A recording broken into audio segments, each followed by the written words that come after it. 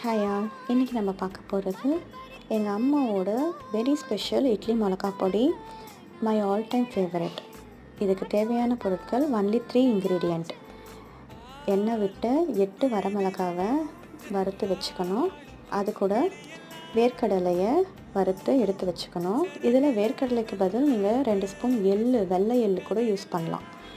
அப்புறம் கடலைப்பருப்பை நல்லா பொன்னிறமாக வறுத்து எடுத்து வைக்கணும்.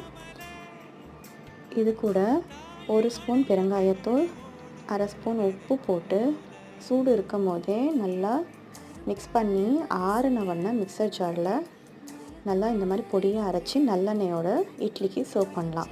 என்னோடய ட்விஸ்ட் இதில் எப்போவுமே தோல் உரிக்காத பூண்டு நல்லா இடித்து அதோடு மிக்ஸ் பண்ணி நல்லா சாஃப்டான இட்லி கூட தொட்டுன்னு சாப்பிட்றது. இது என் பையனுக்கு நான் ஸ்கூலுக்கு பேக் பண்ணேன்.